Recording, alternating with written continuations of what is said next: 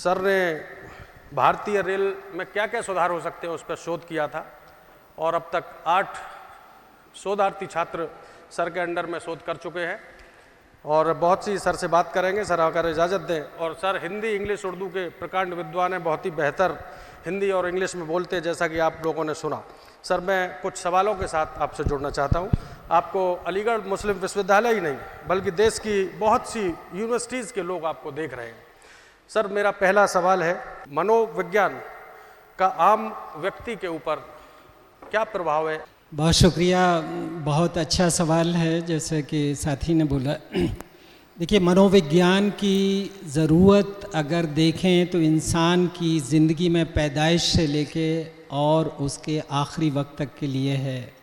हर stage पर एक इंसान होने के नाते बहुत सारे इमोशंस, फीलिंग्स, चैलेंजेस और स्ट्रेसर्स का हमारा सामना होता है।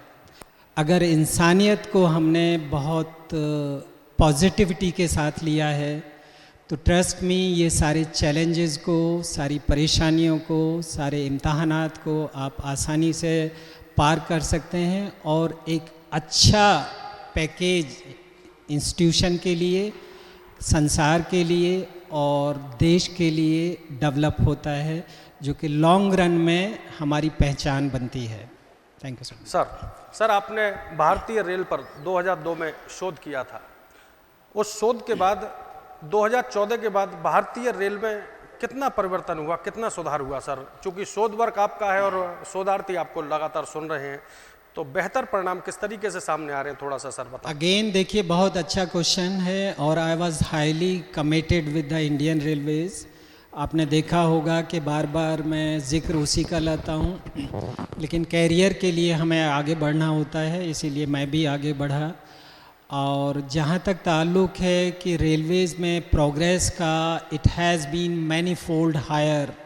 उसकी वजह क्या है कि जब भी टेक्नोलॉजी का अपग्रेडेशन होता है, Indian Railways is the first और you can say the Asian largest organisation जिसने टेक्नोलॉजी को एडप्ट किया है और पब्लिक के यूज़ के लिए हमेशा उसे आगे बढ़ाया है। जिस तरह से हर जॉब अलग होता है, इसी तरह से देखिए हर इंसान भी अलग होता है। हर इंसान हर काम नहीं कर सकता। जो इंडियन रेलवेज़ पर जैसा मैंने बात की, जो हमारा काम था कि सेफ्टी कैटेगरीज़ के लिए स्टाफ का चयन करना, और वो बहुत ही चैलेंजिंग काम था और बराबर चल रहा है। 1963 से इंडियन रेलवेज़ पर वो यूज़ हो रहा है और हम उसमें बहुत कंट्रीब्यूट कर पाए हैं।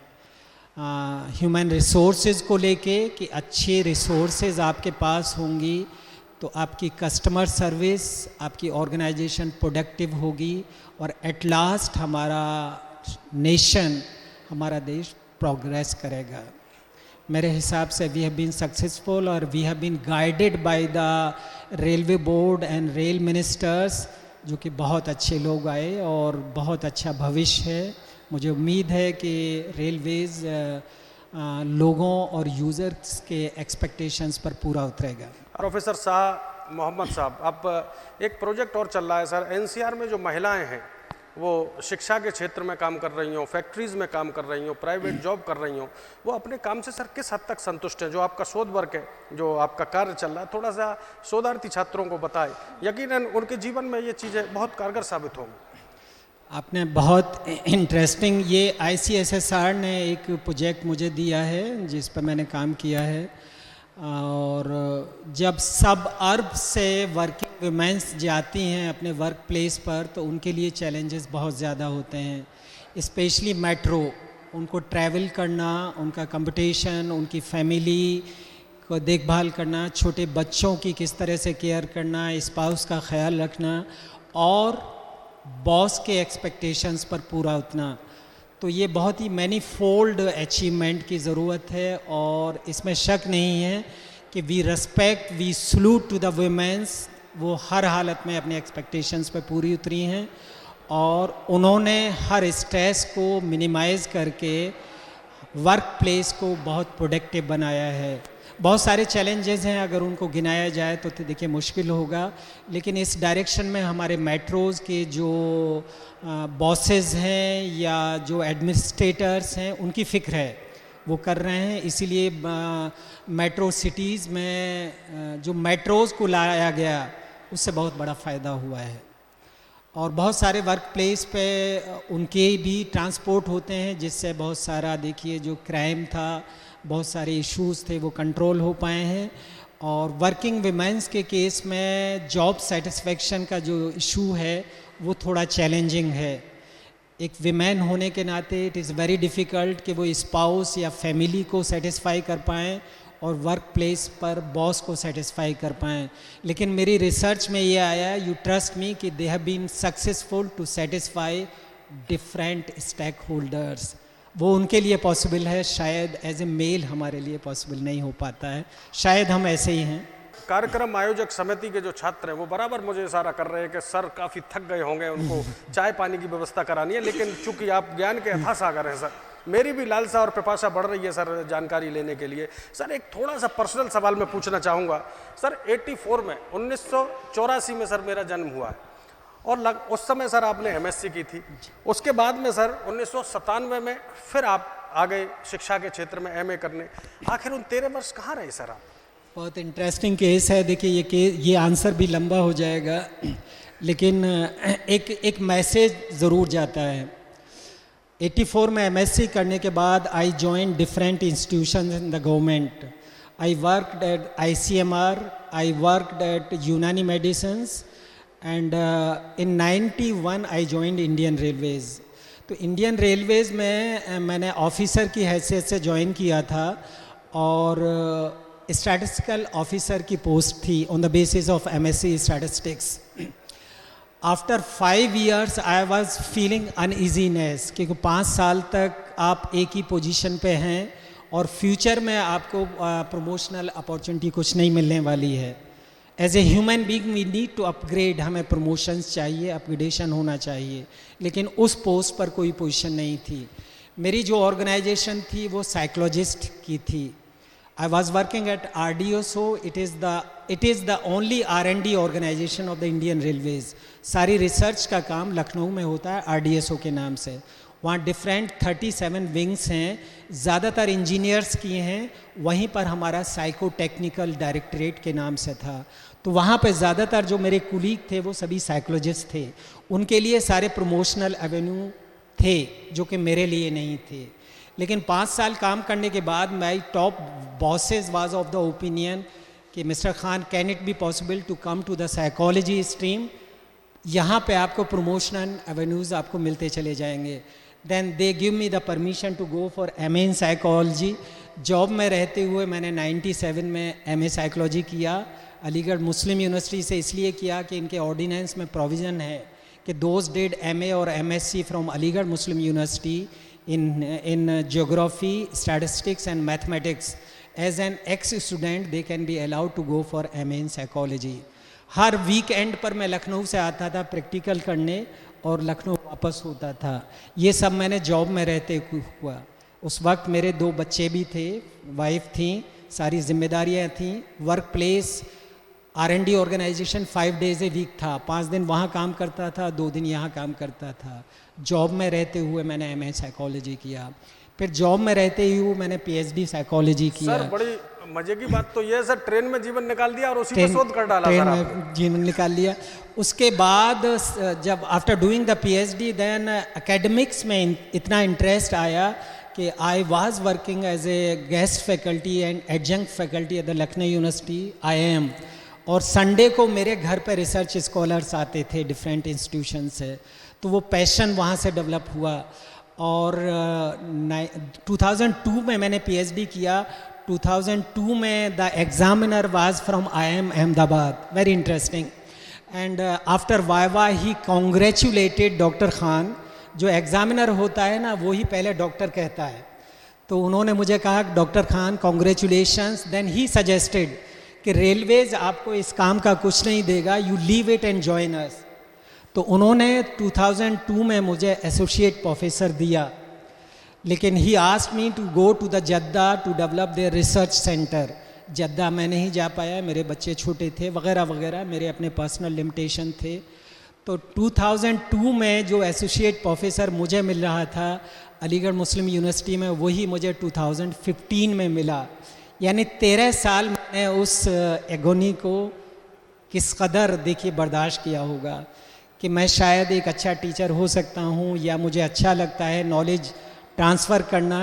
तो वो 13 साल मैंने जर्नी जो तय की, I am thankful to the university administration and the general selection committee and the outgoing vice chancellor. उन्होंने मुझे इस लायक समझा और मौका दिया कि आपके साथ नॉलेज मैं शेयर कर सकूं।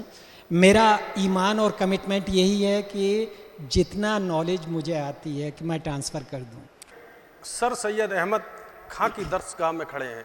जो उनका सपना था वहीं स्टैच्यू हॉल से प्रारंभ हुआ, कॉलेज के रूप में फिर यूनिवर्सिटी बन गई और वहीं पर सर आप व्याख्यान माला या लेक्चर दे रहे हैं। सर इस तरीके के जो शोध छात्र हैं उनके लिए इस तरीके की वर्कशॉप सर किस हद तक लाभकारी हो सकती है? क्या ऐसी वर्कशॉप की आवश्यकता है?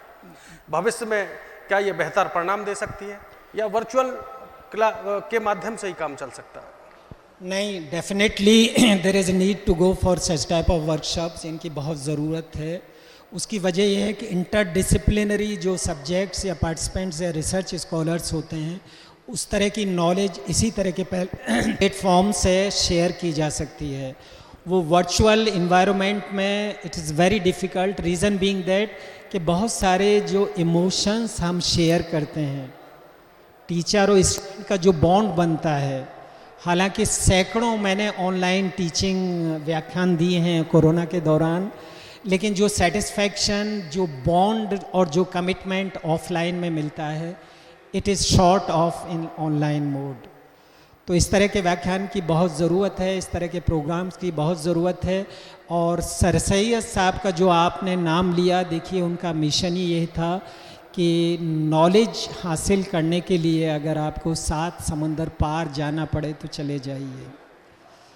और यू ट्रस्ट मी कि I came from the rural background. मेरे फादर फार्मर थे। उनका मैसेज यही था कि बेटा नॉलेज हासिल करने के लिए दुनिया में फैल जाओ। तो मेरे बात में जो बार बार जो दर्द आप महसूस कर रहे होंगे, हम अपने घर को नहीं छोड़ना चाहते, हम अपने बच्चों को नहीं छोड़ना चाहते, ये गलत है। सर अभी आप अपने व्याख्यान में कह रहे थे कि किसी बहन के बेटी के बारे में बता रहे थे कि 27 वर्ष की उम्र में वो विडो हो गई। आप सर मनोविज्ञान के शिक्षक हैं सर, प्रोफेसर हैं। क्या आपके जीवन में, परिवार में बेटी, बहन, पत्नी, माँ, कोई ऐसी घटना घटित हुई है जिसको मनोवैज्ञानिक दशा से आप किस तरीके से पेश करना चाहेंगे सर?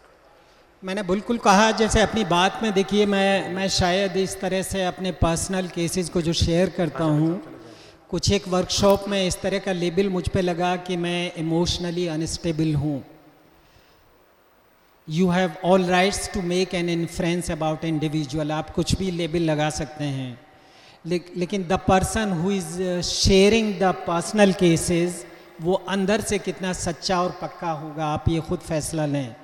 तो मैंने जिन पर्सनल केसेस को जिया है, महसूस किया है, वैलिडेट किया है, उनको जब मैं शेयर करता हूँ तो वहाँ इंटेंशन यही है कि इससे शायद समाज को या पार्टिसिपेंट्स को कोई मैसेज जाए और जो वीकनेसेस हमारे पार्ट पे रहीं उनको आप लोग दूर कर पाएँ। जैसे मैंने आपसे कहा कि सर, जैसे अभी बात हो रही थी कि मेरी बहन सेमी लिटरेट थी, वो अनपढ़ थी। अगर मैंने उसको पढ़ाया होता, मेरे पेरेंट्स से उसके बारे में फ़िक्र की होती, तो शायद वो किसी पे डिपेंडेंट नहीं होती, वो अपने बच्चों की अच्छी परवरिश कर पाती और एक अच्छा जीने का मकसद पा पाती, जो कि हमें करना पड़ा। और we are proud to help my sister. My parents are 84, 86। कई बार वो बहुत ही इमोशनली डाउन हो जाते हैं और वो कहते हैं कि हमने तो उम्र इसी के लिए मांगी है, और उसके बच्चे now they are successful because of our interference, जो कि नहीं होना चाहिए था। इसीलिए बार बार मैं मैसेज दे रहा था कि बेटियों को तो ख़ास तौर से देखिए बहुत आगे बढ़ना चाहिए। उससे एक परिवार चलता है, एक समाज चलता है, एक नेशन चलता है। And we must respect the womens and girls, इसमें कोई डाउट नहीं है। तो आदरणीय सर के लिए मुझे दो पंक्तियां याद आ रही हैं। क्या मार सकेगी मौत उसे, औरों के लिए जो जीता है, मिलता है जहां का प्यार उसे, औरों के जो आंसू पीता है। हमारे साथ थे शाह मोहम्मद सर और बहुत ही शानदार सर ने गागर में सागर भरने का काम किया है। मैं हूं आपका अक्सरगार सहाफ़ी और बड़ी बात कहना चाहूँगा, जो भी शोधार्थी हैं सर, जो कार्यक्रम ऑर्गेनाइजर हैं, उन्होंने आपके इस कार्यक्रम में बड़ी मेहनत और मशक्क़त की है और मेरी तरफ से उनको और आपकी तरफ से भी छात्रों को बहुत बहुत शुभकामनाएं, बधाई। यकीनन जल्द मुलाकात होगी। बहुत बहुत धन्यवाद। जय हिंद।